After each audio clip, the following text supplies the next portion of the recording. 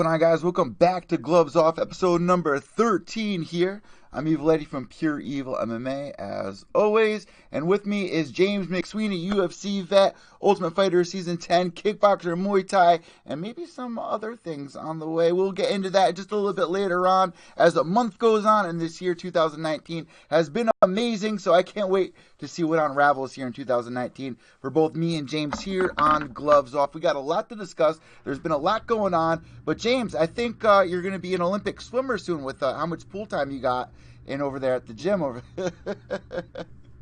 Yeah, well, it's been great because I used to swim a lot before. I'm not a good swimmer, believe me. I'm not a fish by no means.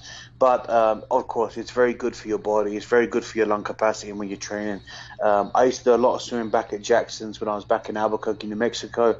I used to do a lot in Vegas. And being here in Thailand, there's very few places out here that everyone's got swimming pools in their houses, but not the size of Olympic pools, you know what I mean? So now I'm working at one of the biggest international schools here, and they have an amazing swimming squad. And I've been fortunate enough to be able to go and use their facilities and even get a couple of sessions with, they got some former Olympic swimming coaches there.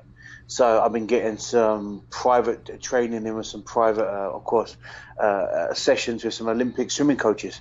So really helping me with my stride, my breathing applications and bits and pieces. So it's been fantastic. So yeah, and you got I've the got new a camp gym. next week. You got the new gym Yeah, as the well. The gym's doing good. Very fortunate now. We've got over close to 50 kids, just over 50 children now. And with between that and the school, with the school as well, we're touching 100. We're helping over 150 children. So with the school included, the school has over 1,000 kids, and we've pretty much got 10% of them coming through the martial arts system. So just to be able to help those young kids, and I'm doing a special class right now for 4 to 5 year olds with some kids with some. It's called a balance and application class, but it's some kids with some learning disabilities like ADHD, where they have problems with their balance, their focus, and really concentrating on certain aspects. So I've been working with those children as well. We started off with one kid 3 weeks ago, and already I'm up to 6. Wow. So even though it sounds small, but to help 6 children that have learning disabilities, already we're seeing that's only in 3 weeks. So we're really making some big leaps forward with that, and very satisfying for me. And of course, if I can help young children of 4 and 5 years of age get past those difficulties that they're actually unfortunately born with, then hopefully progressing on in their later years, in their teenage years, they should have beat those physical, mental barriers that they're sometimes too scared to approach. So, but listen, I love it. I'm having an absolute ball helping them. It's fantastic. That's really interesting how you bring up the whole, mental walls that people build, or, oh, you can't do that, but they have to learn, I can do that. So that's really cool, bringing that into the mixed martial arts That was world. one of the things. Well, that was one of the things that martial arts taught me, and to be honest, over the years, like so many naysayers across the world. But forget social media. I'm talking before social media existed, before internet existed. I remember as a kid putting my hand up in school when people were putting their hands up what they wanted to be when they were older, and some people were saying, like, I want to be a football player, and I want to be a movie star, and I want to be a mechanic, and I want to be this, and a scientist, and I want to fly to the moon. And I said, I want to be a fighter.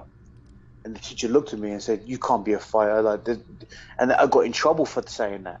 I got sent to the headmaster's office. And because, don't forget, back then, this is like in the 90s, 1990 something, 92, 93. I was 12 years old. And, there wasn't a platform to be a professional fighter back then. There wasn't, an avenue where we could go down that road. Do you know what I mean? Where nowadays these kids now can actually be fighters. They can actually be that for a living. They can choose that living at school, because they got, in America, you've got wrestling, you've got Thai boxing, you've got, you can actually go to gyms now and learn to be a mixed martial artist. When my day, there wasn't. It was just a little bit of karate, a little bit of taekwondo or something, or boxing. So, so to be able to teach the kids that you can do anything you want to do, and also, these barriers are put there. Like if someone says, oh, he has ADHD. Okay, that's a hard thing to overcome, but it can be overcome, and it's not an excuse to be, an arsehole or a dickhead. It's not an excuse because you have ADHD. It's not an excuse where you're not going to concentrate. Yes, it's hard for you to concentrate, but you still can. It still can be achieved, and it still can be done. Like teenagers, like it's almost these labels are put on them nowadays, and they give them all this medication. And of course, listen, I'm not a doctor. I can't say whether some people should be medicated or not. But in my belief system, I would take all the kids away from the medication and have them learn how to tackle those barriers. Just chucking medication at these young kids at 5, 6, 7, 8, 9, 10 years of age is unbelievable. It's just liver killers and kidney killers. It's just they have so many liver and kidney disorders when they're older. So for me, I'm trying to work, and I've been building a system now for the past 12 months on how I can give them obstacles to challenge themselves, and coordination drills. And whenever they get a little bit too rambunctious, like you say, like I stop the whole class and I make them touch their ears, I make them touch their eyes, I make them touch their nose and touch their mouth and touch their toes. Then I take a deep breath, and then I've got their focus. And when they're all doing it at the same time, then I know they're all focusing on one thing. Therefore, they're now listening to me. So I work on a lot.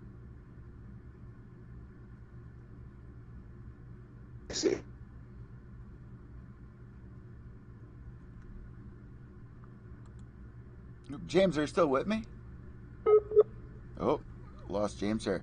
Really interesting that he brings that up. I lost you for a second. Yeah, James, really interesting. Cut off for a second. Yeah, it was just a brief second. We caught what you said, and I was about to say, it's really interesting that you also bring that up. Before we jump into episode 13, I just want to highlight the fact that there are fighters out there that have been successful, that have even had autism and stuff like that. Like I've interviewed John Doomsday Howard, him being one of them. Look at Nick Newell, how far he's been able to get within his career as well. I mean, the list can go on and on here, what Diego Sanchez is doing. I used to work with Matt Riddle back in Vegas, and Matt Riddle, ADD, as a young right? child, was ADD, and basically he was given a ton of medication when he was a child, which caused him to have a lot of liver problems. And then as he got older, he found marijuana, right? So he went down that road, and that actually helped him, to be honest. That actually completely helped him and got him off all the ADD medication. Actually saved his life as a teenager. Listen, I'm not promoting to get by illegal marijuana or whatever, but if it was legal back then when he was a kid, he would have been given it.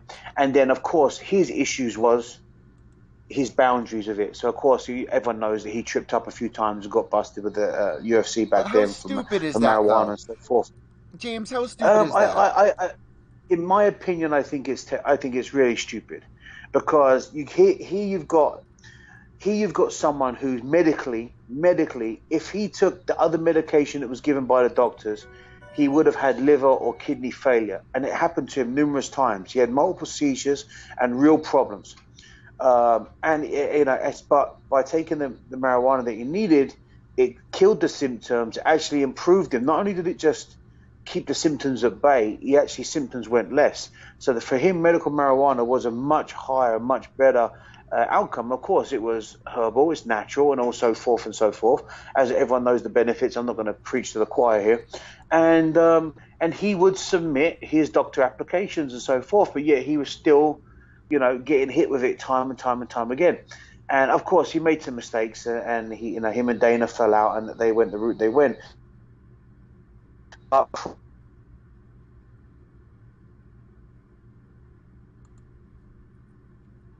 we lost James here for another second.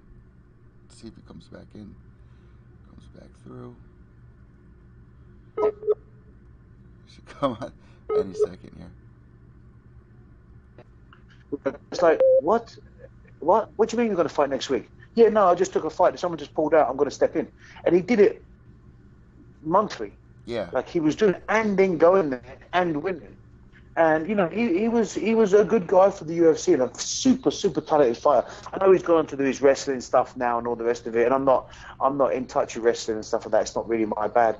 But in my opinion, I was devastated that him and the UFC passed ways, because he's one of the most talented fighters I've ever come across.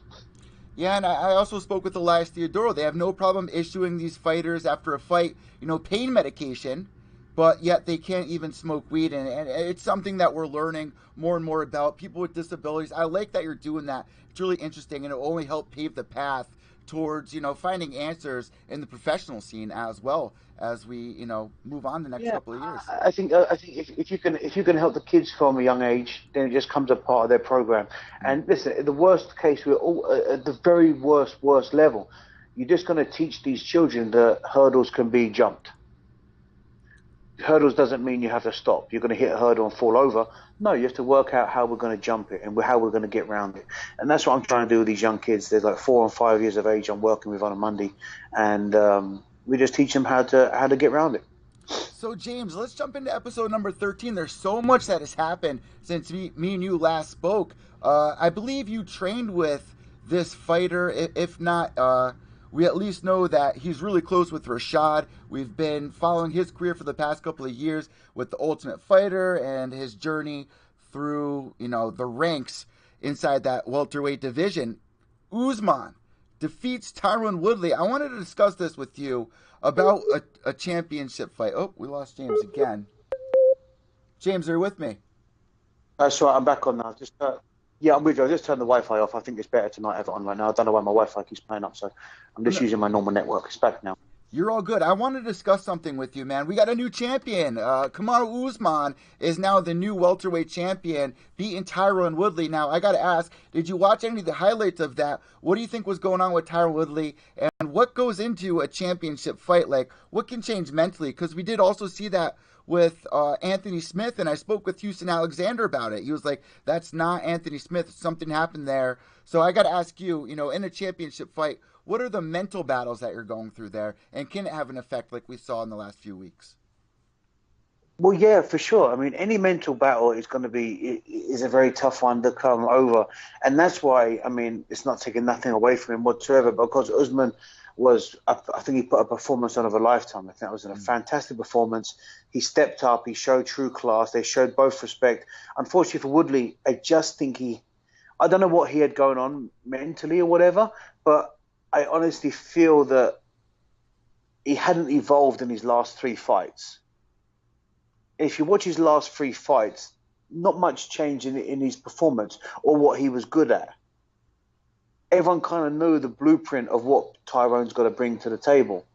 And I think Usman had that figured out. He had it worked out. And I think he played the game plan perfect, and he applied his pressure. He showed that he was not fearful of Woodley's wrestling or Woodley's strength.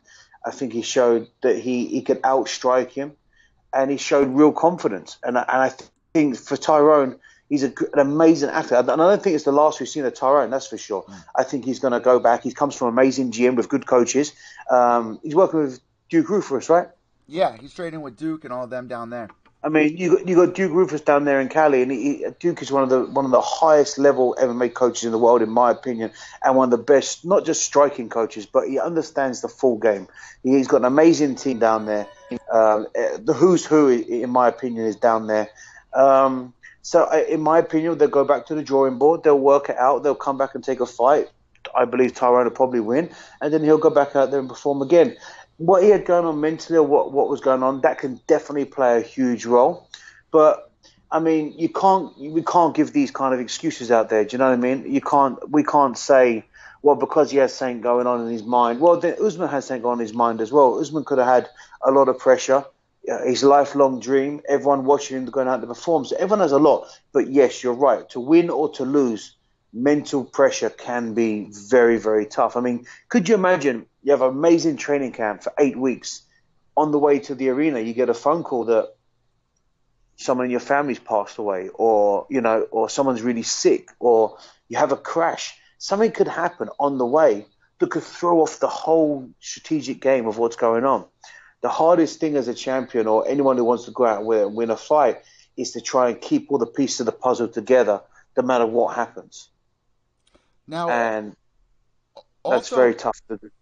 Like, if you look at it, me and you were talking the last couple of weeks, what it takes to be a champion, the stress, the aggravation, the media, and what comes with it. We've seen, a lot in the past, 25 years, really, of the UFC. Did you kind of feel that wearing down on Woodley? People are saying, and this is really only Woodley, something that Woodley can answer, doing the rap, doing movies and stuff like that? Or is that a healthy outlet where it's like, you know, you got to level things out. You can't overtrain yourself. So where does that fall on you Well, when you see it?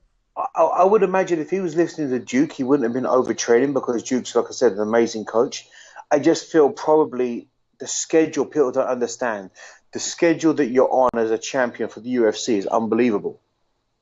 They have signings, they have Reebok deals they got to go and do. They got other sponsors they got to go and do signings for, appearances.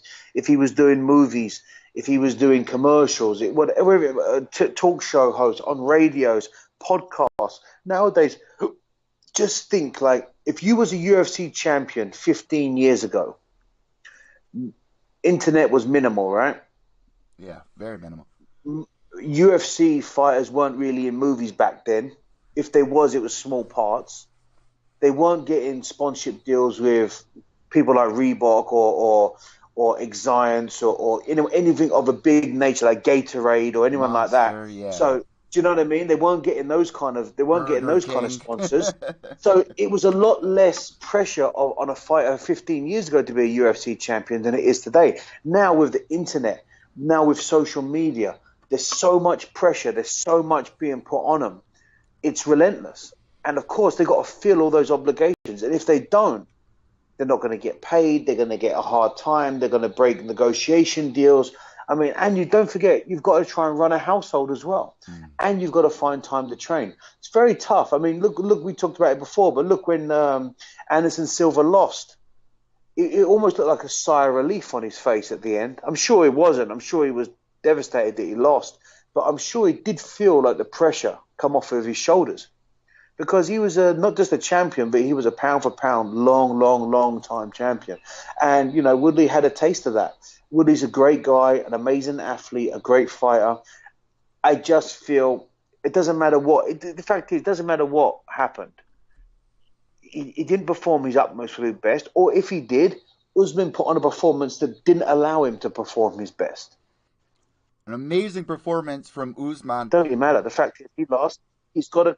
Yeah, Usman come back and put on a performance of a lifetime, and there's no better time to put on that kind of performance than on a world title fight, right? So now, James, it's just hats off to them both. Hats off to them both. Now, James, this is another very controversial question here. You know, there was a part in the Anthony Smith versus John Jones fight where an illegal knee was landed.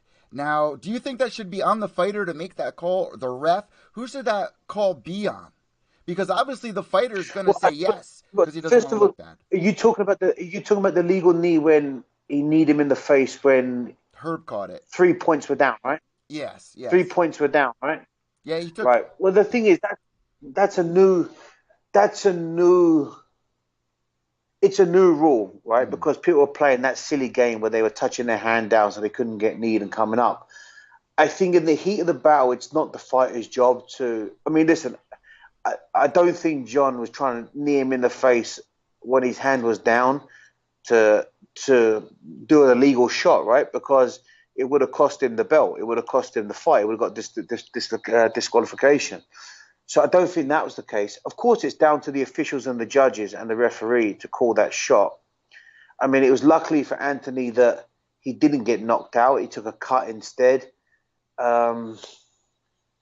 This has always been an issue with live sports, right? It's not like American football where they can freeze the game, watch the replay, and make a decision. Well, here, if there was a replay, the issue would be that you can't allow too much time for the fighter to recover, or you know what I mean? Like it throws everything off. That's why you can't do that. That's why you can't. It doesn't make the fight fair. Second of all, where's the excitement of a fight? The excitement of a fight is that it's an ongoing, fast-paced, relentless fight. You sometimes, you know what? As the fans, we can't have our cake and eat it. It's like you want everything to be fair. You want everything to be correct. You want everything to be whatever, which is great, but it can't be perfect. It's a fucking fight, guys.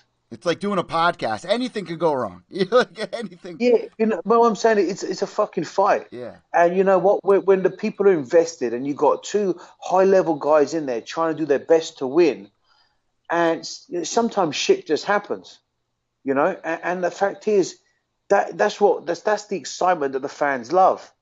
But sometimes I think that not just the fans, but everybody that's involved, We want it to be a real as possible, real fight, as high intensity and fast paced as everything, but we want it to be controlled and whatever. Yes, we do, but you've got to be realistic. Shit happens. Do you know what I mean? I felt sorry for Anthony. Do I think it changed the outcome of the fight? No. No, it didn't. Anthony was already not showing what he did before. This is what makes great fighters great. George St. Pierre was one of these people. Anderson Silva, one of these people. John Jones is one of these people. He makes top-level fighters look mediocre. Now, this also happened, and that's what John Jones did. He made Anthony look like an everyday normal fighter, when Anthony's not that at all.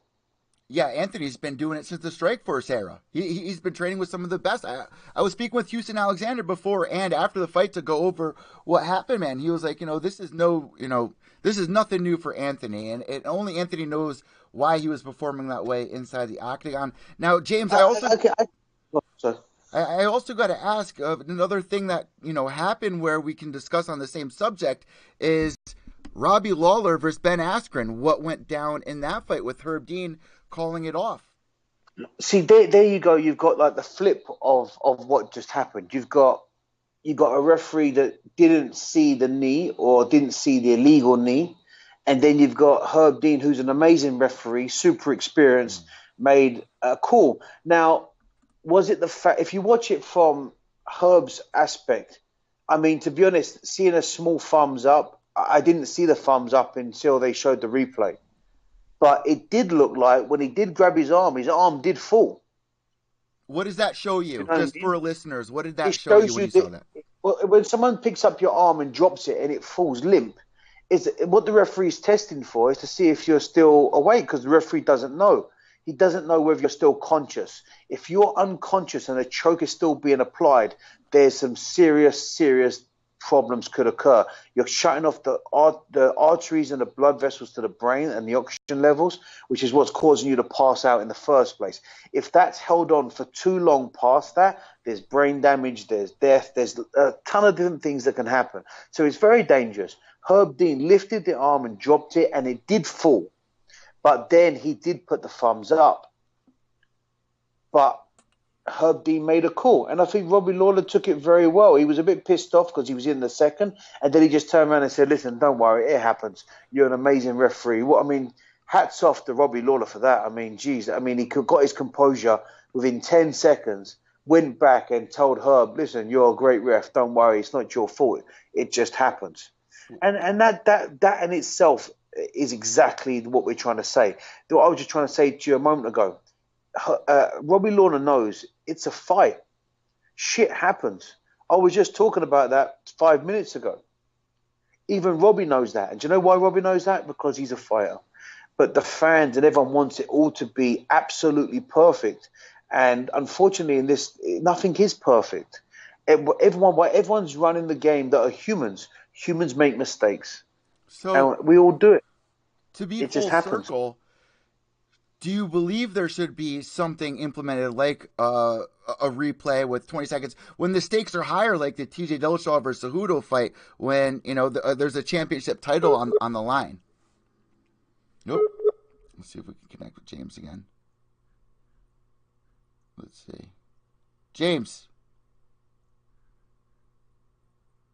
Let's see if we can get him back in here. Oh.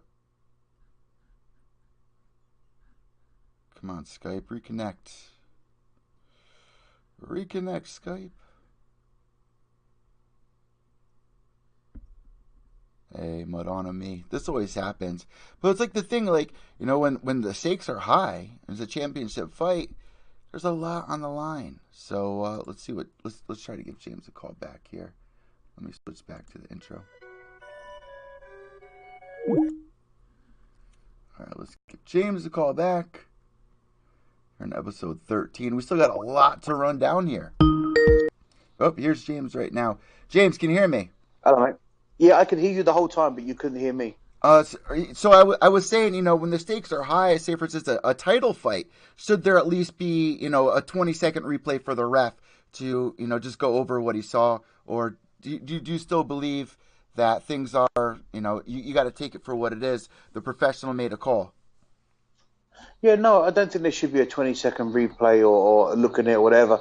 Yeah, I don't agree with that at all. I think, to be honest, it takes away the heat of the fight. It takes away the passion. It takes away the intensity. It takes away the reactions of the fight. No fighter wants that. Everyone wants the impact and to be as real as possible and to be in the game. Listen, if the fighters can understand that mistakes can happen, who is everyone else to make a decision?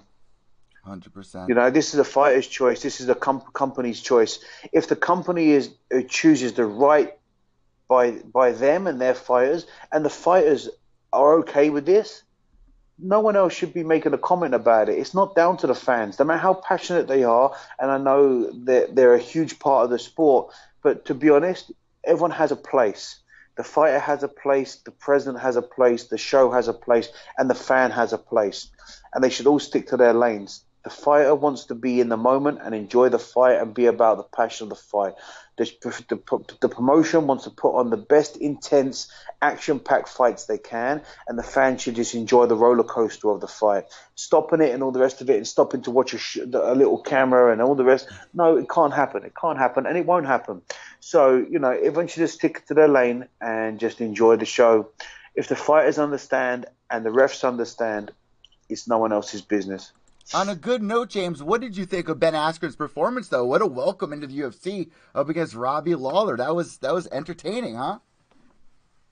Yeah, it was. I mean, I've known Ben Askren since the ONE FC days. I fought on the same show as him on ONE FC before. And listen, Ben Askren is good at what he does. He knows how to promote a fight. He knows what to do. If he didn't pull off that choke, I don't think it would have gone that way, and I think he knows that as well. It's great for him to walk in there and beat Robbie Lawler on paper. Robbie Lawler wasn't asleep. We all know that. You've seen the video. We've just been talking about it. Robbie Lawler was beating the piss out of him right before that. So let's be real about it. Yes, he did a good performance and he got the victory. That's fantastic. But he did not. If that fight happened 10 times, I think what happens once, right? So what did that show you, though? Robbie Lawler wasn't out, right? He wasn't out. He reacted immediately. Robbie Lawler was definitely not out. No, he was not out at all. And I think that shows that. So that was just a mistake. Let them fight again. Give a rematch.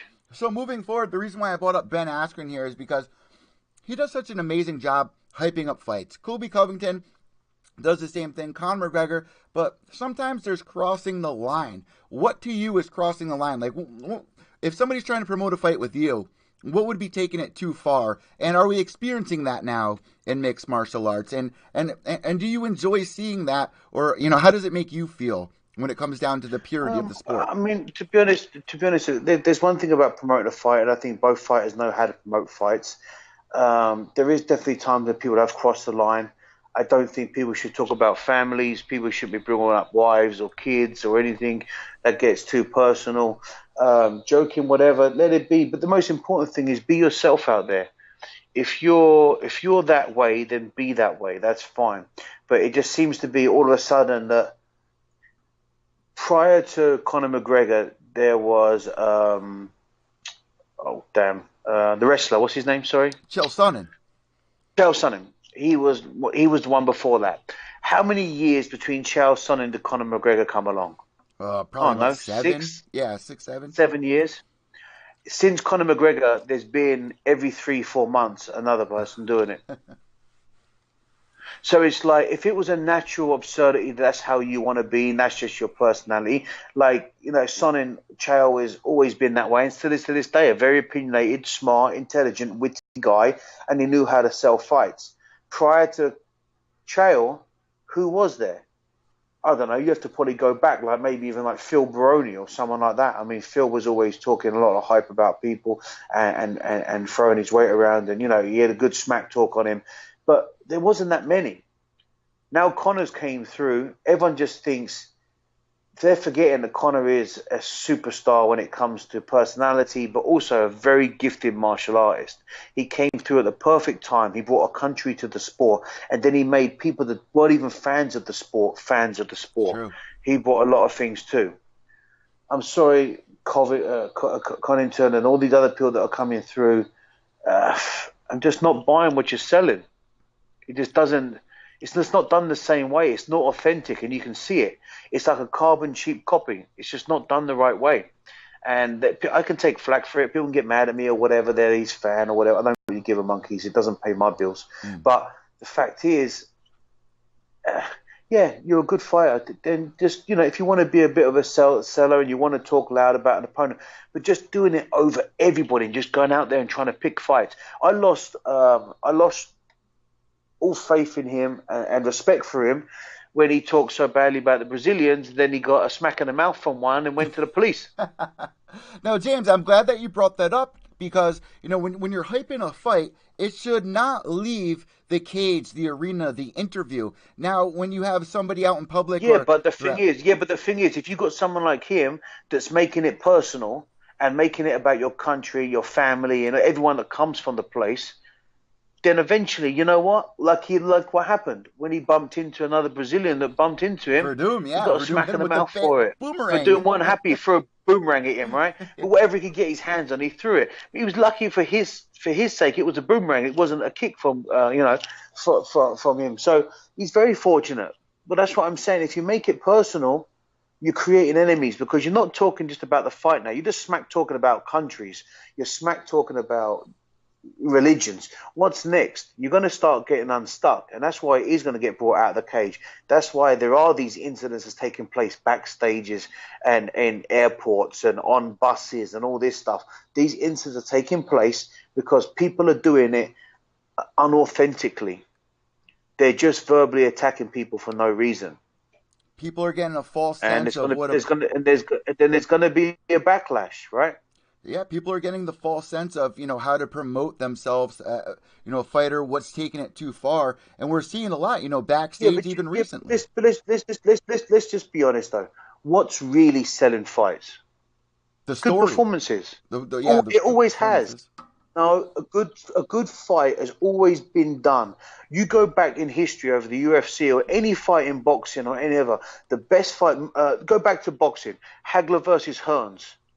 They had a true hatred for each other, but they brought the best out in each other in the ring. They had some of the best fights in the world. You look at Pacquiao and Margarita. You look at, even this, the list of fights that can go on, where there was even Rashad and Rampage. They had a true hatred for each other, and they on an amazing fight. True fights is what sell fights. Even if Conor... Talking smack here and there, yeah, it's all good. Yeah, but even Conor, now look at Conor. As soon as he lost, everyone's jumped on him. Yeah. No one's gone. Now he's fallen, right? Even and if Conor was... smack gone straight over to the champion now. So, so is it smack talking that made him all that money? No. He put on great fights. He knocked out amazing fighters. Yeah, he knocked them out. So these other guys are not doing that. They're losing track. They're taking it down the wrong path, in my opinion. Martial arts has never been about that. Martial arts has been about respect, honesty, and also showing integrity in the cage, win, lose or draw. And it's lost its way for that. And a perfect transition into the next celebration topic that we have right here. JDS, man, there were so many people writing him off. Well, the fans, as you would say, have been writing him off. And look at how he's doing today and beating Derek Lewis via TKO. What a absolute legend JDS really is, man. And he really proved himself. I've always been a super fan of JDS. Ever since I saw him fight against Kane, I've referenced it a few times. I was there live when I saw them fight in Montreal. That went 5 rounds of the most. And unfortunately for JDS, I think that took a lot out of him. They almost took a lot out of each other, Kane and JDS. And I don't think Kane ever recovered fully, even though that he won the fight. He never fully recovered. Then you saw JDS versus Shane Carwin. Shane was a very close friend of mine, an amazing fighter. Knocked out everybody in the first round. Super powerful. JDS gave him a whooping, and his whole face was smashed to pieces. JDS has always been this way, but he took a big hit. He did a good thing. He took a break. He reinvented himself, and he come back, and now look who you've got. You've got a new monster. And everyone in the heavyweight division right now should be afraid that JDS is coming. Everybody. Let me ask you. I think him and Ngannou will be next. Was it the childbirth that kind of made him refocus? Like having a child, what does that change for a lot of fighters? Because he just had one and he has another one on the way. You hear a lot of people talk about, oh, when you have a kid, it's very tough, and fighters always suffer, and that can be a case because it can be very difficult to put your, you just had a newborn child, and you got to be there for the family, and you have to be there for the mum, and you have to be there for the baby, which is, of course, they always come first. That's prior, but on the back of that comes huge motivation. Yeah. Now, I don't think that's what's created JDS to come back and to be who he is, because this is who he was for the last 10 years. But I'm sure that has helped now. It has made him a bit real, that he's providing for a family. What he's doing, this is what he's going to do the rest of his life. What's he going to do, get a job in the office? Of course he's not. He's too, he's Julius dos Santos. He has to provide for his family this way. And it looks like he's taken that pressure, he's ran with it, and he's used it as motivation. And I mean, right now he's on point. Let's put it that way. I could actually see him being the champion again within the next year or so if he stays on this track, man. He's still right up there. He's still very relevant. What's the good thing about him is that he's evolved. He's not just, before he was a takedown. He'd stop the takedowns and box your head off, right? I wanted to talk to you about that. Yeah. Now he's got groundwork. He's kicking. He's got other avenues that he's now been working on. He's showing them when he fights. So he's a black belt in jiu-jitsu under Nogueiras. He's an amazing. His wrestling's come on. He's shown that against Kane and numerous other fighters, and he showed it the other day. He's not just being a heavy puncher like he used to be. He's a heavy puncher that can take a punch, and he's kicking a knee in as well. So now he's up in his game. He's put the full MMA together, and he's evolved. I mean, maybe in the early days he was younger and he was less experienced, and now he's using his experience wisely. He's putting it together. I was super impressed. He's an animal. And you know what? Also with JDS, you got to remember that he's not that far away from a title shot. If you got Brock, DC, he's one fight away from a title shot. He's one fight. I think I think they're going to give him Ngannou next, and the winner of that fight will get a title shot for sure. Really quick, since you brought up Ngannou, what did you think about his performance versus Kane? We didn't get to talk about that either. But wait, James, before you say that, going off of what you just said with JDS, he even said it himself, like, for so long, like, what got me to the dance was my striking skills. For a while, it was like I was trying to get too involved in my ground game, too involved here. Now I'm well-rounded, so I'm really glad that you brought that out, because I feel like a lot of guys do get a little lost in that and forget, what their strengths are, because they're trying to become more well-rounded. And JDS finally figured out. This happens to a lot of people. When they have success doing one particular thing, they want to stick to it because it's too risky to change. But by doing that, unfortunately, over time, people work out your blueprint. In a sport that's evolving fight by fight, you have to continue to evolve. If you stay a one-trick pony, eventually it's going to happen. It happened to Ngannou, right? Sure. Stipe evades that. Now Ngannou's come back, and he showed a different side of his game the other day. Kane would have been Ngannou's worst enemy 4 fights ago. Now he wasn't 1 fight ago, was he? I mean, it probably took, under a minute for him to knock him out. I mean, his power was relentless. He stopped the takedown, which is a very hard thing to do against Kane. He couldn't stop it against Stipe, but he stopped it against Kane. Just goes to show that he went back out and he worked on his striking, he worked on his takedown defense, and he's implemented it now. So if he continues to evolve the way he is, the heavyweight division is stacked right now. It's stacked full of killers. It's a very hard place to be. I mean, Alistair Overeem is out there still. He's still got a ton of work. I know he's down in Denver, Colorado. He's evolving his game from his jiu-jitsu game to his striking game. He's working with Division I wrestlers down in Denver. There's a ton of heavyweights right now in the top 5 to 10 in the world, that any one of them could step up and take that title. Now, how do you see him doing against Francis Ngannou, JDS Francis, and what did you see in the fight versus Kane? I think JDS, in my opinion, would, if his game plan is right, he boxes with Ngannou for a little bit, leads Ngannou down a false path, takes him down in jiu-jitsu and ground and pounds him. That's what he should do. If he stands there and trades, Ngannou is a bigger, stronger, more powerful puncher than JDS. And I think that he will come unstuck if he stays up and stands with him. But he needs to play the game as if he is going to stand and fight with him, as if he is going to box him, he is going to suck him in. And when Ngannou plants his feet, he's got to change his level, take him down. Kind of what Stipe was doing, but he needs to shoot more than once. He has to shoot twice against Ngannou. Ngannou's blocking the first takedown, which he did against Kane, but Kane wasn't going for the second shot. He was taking one shot and then he was standing back up, which Ngannou was defending. But if Junior Dos Santos needs to shoot on a single to a double or a double to a single or whatever he's going to do with the takedown, and then look to either take his back and take him down and look for the submission, that would be my game plan if I was coaching him or if I was suggesting what to do. A lot easier said than done, believe me.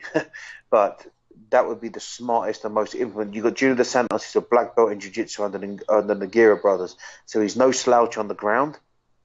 And if he gets on top, we all know how powerful he can punch. So that would be a problem for anybody on the ground. And you've said it before in the past on this podcast that it's not the first time JDS has gone up against a power puncher. Now, what did you see with Kane there? What did you see, if you could break it down with a fresh take?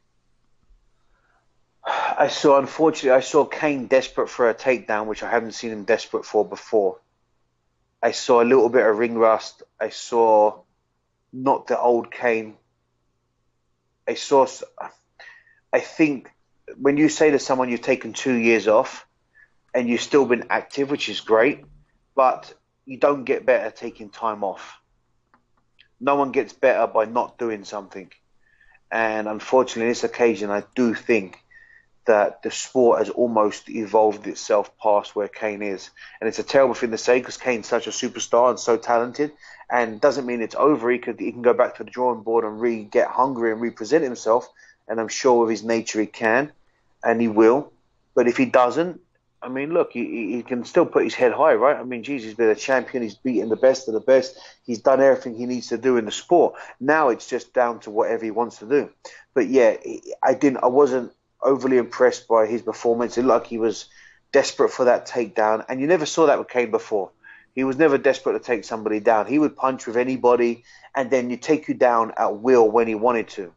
He didn't look like he wanted to punch with Ngannou at all. He rushed that takedown. Ngannou was waiting for the takedown and caught him with an uppercut on the way in, and that's what made his legs bow. But, you know, that just got away from him. I just think it was a risky fight to return after 2 years to, there was a lot of pressure on him there. But, I don't think there's he's a lot of done pressure at all. on both of them. There was a lot of pressure on both of them. Yeah. Because Kane, on paper, is the worst nightmare for someone like Ngannou. Worst nightmare. And there's a lot of pressure on both. So, you got Ngannou who's had a couple of stalemate fights before where he had an exciting run of knocking everybody out. Then he had a little stale fight. Then he came back and he wanted to push again and show. So going for Cain Velasquez was a top-notch name. And it was a smart move by Ngannou because now, look, he's back in the top contention, right? Yeah, he is. Oh, yeah. Yeah. So moving forward here, I think this is going to be one of the most important topics that we discuss, especially from a fighter standpoint. Now, you have Conor McGregor. The rumor has been that they're going to be making the fight with Donald Cowboy Cerrone. Recently, Dana White came out on ESPN and he said, well, we're not going to make that official. Conor may be fighting around the summertime, but we are waiting for Dustin and Max to go through a third fight, and whoever wins that, then we'll kind of discuss what Conor's next move is. But the big headline has been they didn't offer Conor a main event spot. Now, do you think that's a move from the UFC to kind of, make Conor a little bit more humble, to kind of get in a mental state of where he used to be? What do you think the strategy there was by telling Conor that he would be co-main event? Because I can't think of one fight that would be more, that would sell more pay-per-views, I'll believe it when I see it. What sells a fight better than controversy before the fight, right? That's true too. So right now we're believing a headline put out there by the media team. Media teams that are there to put out headlines. No one said it's official. No one's ever said that's guaranteed. You haven't heard it from the horse's mouth, and you haven't seen it like on a fight lineup. If it happens, then it probably is a little bit of a UFC message to Conor saying, hey, you're not where you was 3 years ago, before the Mayweather fight, before your loss. You know, you're out there, you've got a lot of money up behind you, you're doing very well with yourself, but you are causing problems outside the cage. You're not the clean poster boy you was before, which the UFC loved that about. Not clean, but he was a promoter's dream, right? Yeah. He talked the game. He was sponsorship ready. He was clean cut, dressed the part, sold himself, and then delivered the final outcome, the knockout or the finish, right? So it's a promoter's dream. Since then, he's been getting now with the proper whiskey. He's been fake drinking on stage. He's been, getting into fights. There was rumors that there was mafia after him in Ireland. Then there's been rumors that he got another girl pregnant, and that was always his story, that he's been with the same girl since day one, and he never had a job, and she paid her way, and she looked after him and believed in the dream, and now they're making the millions, and they had the baby. So that was a part of the story of being a loyal husband and father figure, and now there's a girl that's out there saying he's the father of my kid. Yeah, the listeners almost lynched me for not reporting on that. I waited the longest I could. What I'm saying is, so now there's lots of these now images. Now, of course, look at the time. The most relevant thing about what happened about the other day when he got arrested is that straight away I knew for a minute he took someone's phone and smashed him. When I heard forced robbery or whatever, I thought he's forced someone to give them their phone to break it. I knew it for a start, because it said 5:30 a.m. in the morning. He's coming from Miami or wherever he was, drunk, maybe doing something he shouldn't be doing, maybe with someone he shouldn't be with. Someone's got him on camera. He took the phone and smashed it. The fact of the matter is, at the end of the day, there's a lot of people out there that's done a lot worse. But he's no longer the clean-cut image promoter's dream anymore, is he? He's now got a voice. He's now got power. He's now got dictation about when he fights, who he fights, how he fights, picking who he wants to fight. So no has become a promoter's dream. He's become a promoter's pain in my ass. Yeah.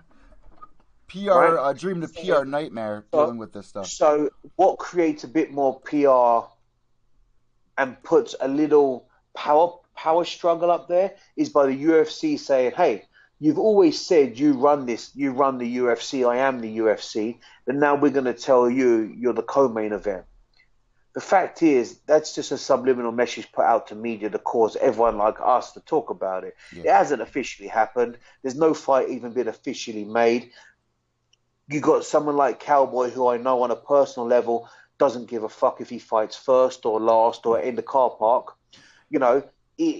Conor still gets paid exactly the same money on his contract, the same money pay-per-view, whether he's co-main event or main event, it makes no difference. It's just an ego trip to be main event, and it's an ego stab in the back to be co-main event. So therefore, it's just a subliminal message. If they go through with it, which I don't think they will, if they go through with it, it's just a power struggle. The UFC actually putting their foot down and saying, we're not tolerating your shit anymore. You're not what you used to be. We've had our differences. You've caused a lot of problems. You've caused us a lot of money. And now it's time for you to climb your way back up. Or we're going to start putting the ladder up without you on it. The fact is, a lot of superstars have come and gone over the years. And there's been a ton of them. And when they was all on top, they all believed they were bigger than the UFC. And from day one, Dana and the Fertittas and everyone else that's been involved has always said, no one is irreplaceable. No one is bigger than us.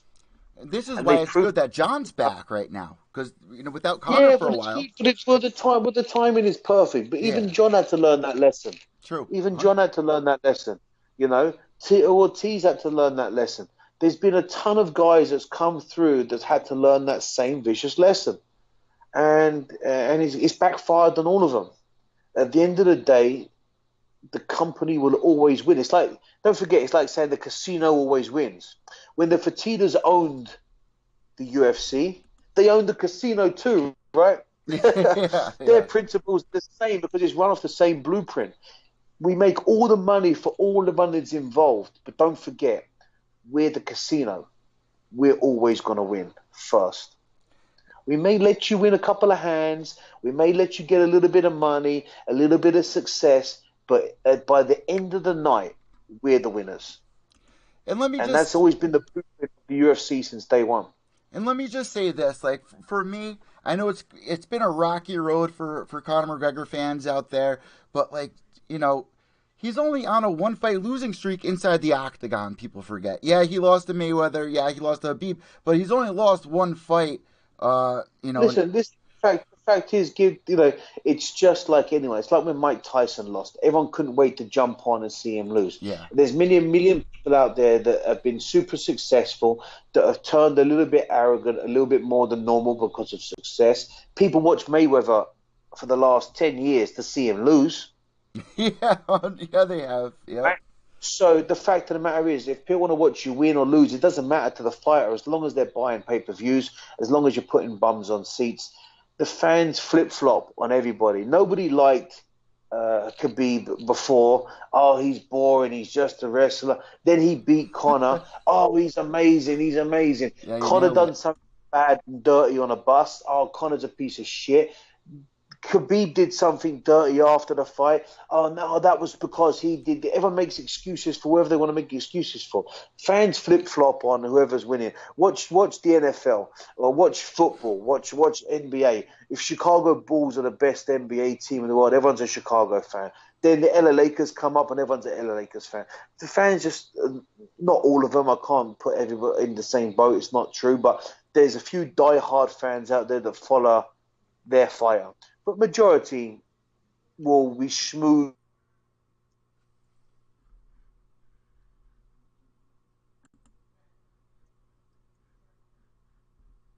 Hey.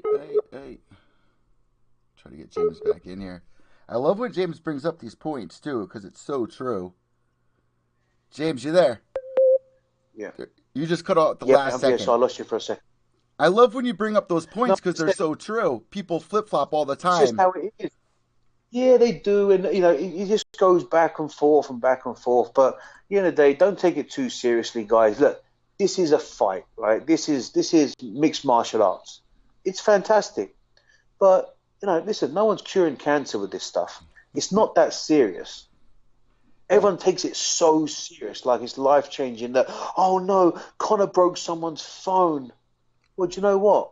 Who gives a fuck? Apart from the person's phone that got broke and Connor himself, if my phone just fell off the side of my bed right now and smashed, would it be on the news?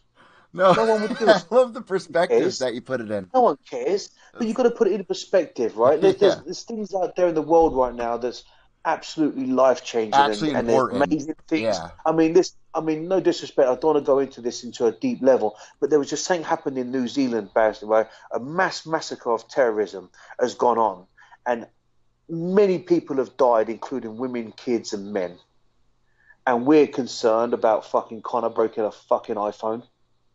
So happy Mate, that you said that. people in this country have got, not just people in the MMA community have got to really get things in perspective here. I'm sick of hearing it sometimes. It's like, oh no, what's going to happen to Conor? What's going to happen to this guy now? Come on, guys, don't take it so serious. It's just a sport. We all love it and we're all passionate about it. But come on, it ain't life changing. There's some real life changing things going on right now. Let's not treat them the same, right?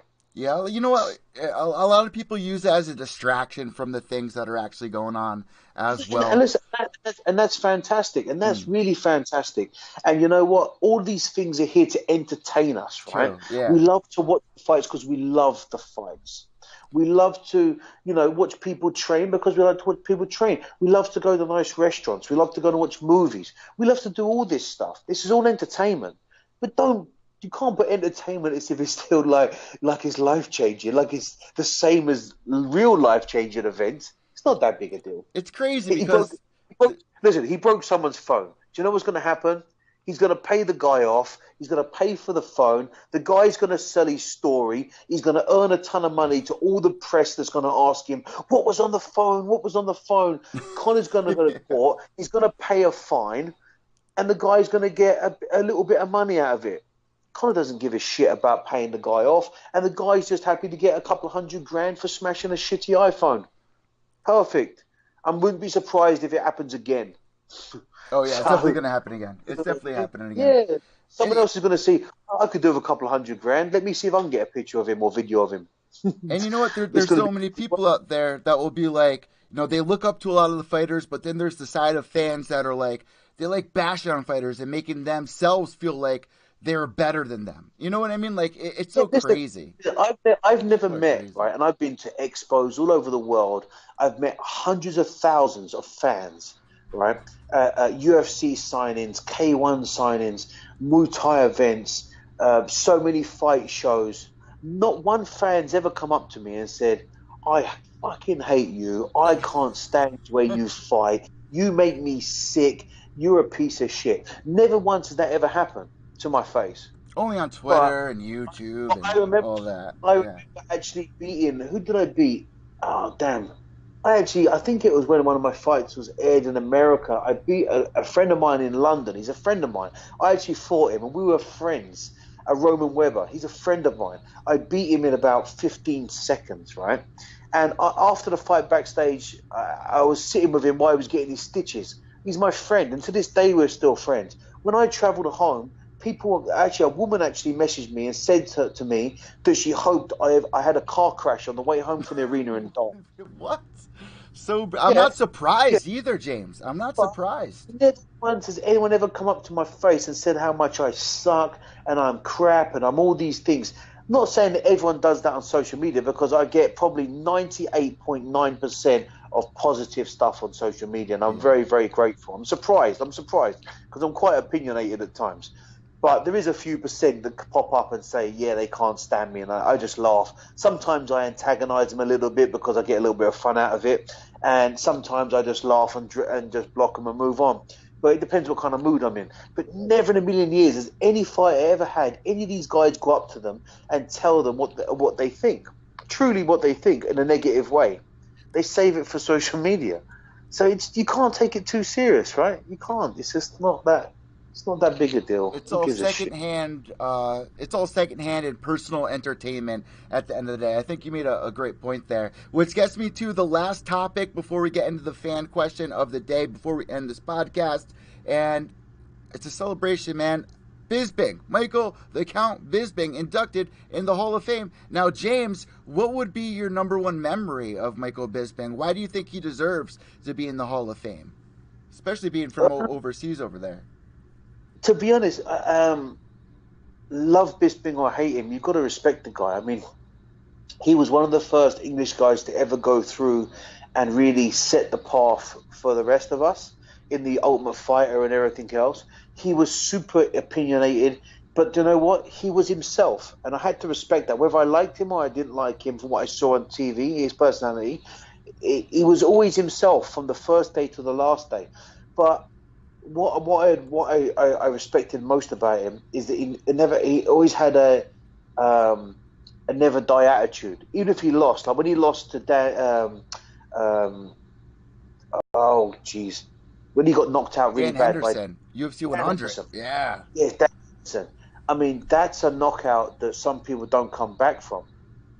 I mean, that's a knockout that you doubt yourself. Yeah. That's a knockout where your own family feels the pain. Do you know what I mean? Like, that was severe. Dan Henderson made it his logo. That was Dan Henderson's logo afterwards. And not just was that a bad knockout, it was on every highlight reel across the world to this day. Yeah. He picked himself up. He brushed himself off, went back to the drawing board and come out and won a fucking UFC title. And did it with class and beat some of the best of the best of the best of the best in his weight division. You know what I mean? And consistently pushed through and had war after war after war. So Bisping deserves everything he got. He deserves to be in the Hall of Fame. He set the path. He built the path. And, you know, like or hate him, his personality, that's up to you. That's everyone's choice. That's not the point. The way he fights is fantastic. He beat a lot of good guys, but he fought everyone in his weight division and won way more than he lost. Let's put it that way. And he was I respect him. entertaining through it all. Very entertaining guy. Yeah, What but was? Oh, not just that, but then he's gone on to broadcast simultaneously while still fighting for the UFC, doing very well on the broadcasting desk, doing commentary. He's done a ton of stuff for the UFC. He's set the poster boy image for many people to follow, and still keeping his family together. I think he's done an amazing job, and he has every right to be in the Hall of Fame, and it's good that it was recognised. You've got to take your hat off to the guy. Fantastic. and I think he's actually number two with like most strikes landed inside the UFC as well. And another guy who led the talk for USADA being implemented in the UFC as clean fighters. And look what happened once Never that once, happened. never once got any foul play in that respect of drug doping or anything else. Always a natural guy, always a leader in, like you said, endorsing the fact of who was natural and who wasn't, even to the point that he risked and upset fans by talking loud about certain opponents and certain fighters, not mentioning nobody's names. But the fact is that he won a tremendous amount of fights, became champion, he deserved to be champion, and then kept it. I mean, yeah, GSP come out of retirement and took it from him. But you know what? It's GSP. It's not just anybody. And another Doesn't take thing, nothing away from him. His decade of ruling is fantastic. you bring up Dan Henderson, he was able to get the rematch and actually get a win there before ending his career. Another big After a horrendous bone crunching knockout that just knocked you to the core, right? When you saw that punch after he was knocked out and he was on his back asleep, Dan Henderson dived on him and he hit him again. I mean, yeah, he gave Dan Henderson a lot of shit in the Ultimate Fighter show, and Dan was mad. But what a knockout! And it hit you to the core. To take that and come back and beat the guy, just got to go to show you what mental attribute that he really had and self-belief. And you know what? That's a very amazing thing that anyone could take from him. And that's what Hall of Famers should be about. They show a level of integrity, a level of heroism, if you like, in their sport that anyone could follow and follow that blueprint. And that's why they should be in the Hall of Fame. And last to note, him and Mayhem Miller were the last two coaches on Spike. I think it was the season after season 10 that you were on. I think it was season 11 that him and Mayhem Miller were the coaches on, which was another high viewed season for The Ultimate Fighter. Not the highest like yours was, but one of the highest. Yeah, I think it's a hard one to beat R1. I think there was a lot of personalities on R1, but yet still, an amazing attribute. So hats off to him. Congratulations. James, all right, let's get into the fan questions. This will wrap it up for episode number 13. End of the show fighter question topic for you. Playing it safe in point fighting over being smart versus being an exciting fighter taking risks. And I think what people mean by that is you look at somebody like Eddie Alvarez, who came here from, Bellator, the underground king, came in. When I say play it safe, it's a lot easier to say than done, right? But there's a lot of guys that come in, they try to stay exciting, but it's very risky. You look at Usman, he played it very safe in the fight with Woodley. Can you compare to that? Can you kind of explain to people the differences there and the risks of being an exciting fighter this day and age? Because if you're not exciting, they're not going to promote you. So it's kind of like tug and pull. It's not just that. It's not just that. But being an exciting fighter it's not just about being exciting, but it's about getting the finish, right? So at the end of the day, when you go out there with that kind of game plan, and I fell trapped to this a couple of times, and now I've just gone back to my old ways of I'm just hunting for a knockout. I'm not trying to play safe. I've tried to play safe in a couple of fights. Like when I took a short-term retirement from MMA, I was off for almost 18 months. And my first fight back was a world title fight against the former champion of KSW for a company in Sweden. They told us it was a 5-round fight. So I was looking to play safe for the first 3 rounds and feel him out and push the pace in the last 2. Unbeknown to me, they changed it to a 3-round fight. I didn't know. After the third, I went back out to go for the fourth, and the fight was over. I had played safe and lost on points. So it sucked, really sucked. And it was bad communication. When really I don't fight that way. But for me, because I had been off the radar for a couple of years or 18 months, I wanted to get the ring rust off. I wanted to get as much cage time as I could. So when I went back out there, my next fight after that, I had been back to where I should have been, and I fell victim to it. But these other guys that are going out there to be super excited and taking all these risks, the fact is, if you miss that risk and you get knocked out, especially with companies like the UFC, 1 or 2 losses, you lose your career. You've lost your contract. I think that's what made Anderson Silva so exciting, was he was able to pull that off so many times. The thing was, he was so exciting because he was so flamboyant with his striking, but he was an assassin with it. So his knockouts were always, wow, they took your breath away. So it was excitement, but he was a controlled excitement. And same as John Jones. He's doing a load of stuff out there that's, not many people see that much. But even to the point now of John Jones, he, in my opinion, he hasn't really changed in the last 5 years. He's still doing a lot of the same stuff. He's just very good at it. But at some point, if he doesn't up and change what he's doing, he is going to get worked out. And that will happen. For his sake, I hope he changes a little bit up more. But the risk is, if you keep going super flamboyant, if you keep taking these crazy risks, the chances are, if you fuck it up, you're going to lose. And in the UFC, if you lose, there's always that opportunity where you're out, right? You cut your contract and it's a very hard road to get back, if at all. So these fighters are under a ton of pressure that people don't realize. Like, if you have one bad day in your office, you don't get fired. You don't lose your contract. This is how you feed your family. You just had a bad day in the office, right? And even in the office, you get a verbal warning, a written warning, second written warning, then you get your red letter, and then finally they let your ass go. You fucked up 5 times. In the UFC and other multiple sports, that's not always the case. So fighters are under a tremendous amount of pressure to perform, but also they're on a tightrope, whether they've got to be a little bit safe and a little bit crazy. Really quick. And people don't understand that pressure.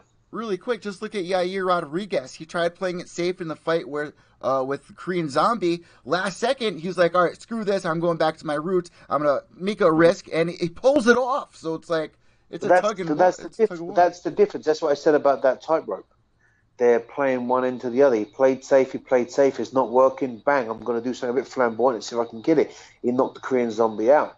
Now, the Korean Zombie went from being like up here to now he's a highlight reel knockout, and everyone's, where's he at right now? So, there's that cutthroat risk here with the UFC and other promotions. And it's a dangerous risk these fighters are on. So I always just try to get my fighters or myself just to be myself. If I feel like taking the risk, I'll take the risk. Like for me, you'll probably see me jumping knees and back fists and jumping kicks and stuff like this. It's because I'm feeling it. I'm in the fight and I know I can do it, and I'm taking a calculated risk. If you're out there taking uncalculated risks, 9 times out of 10, it's going to backfire on your ass. And we're seeing that chances are you may never be seen again.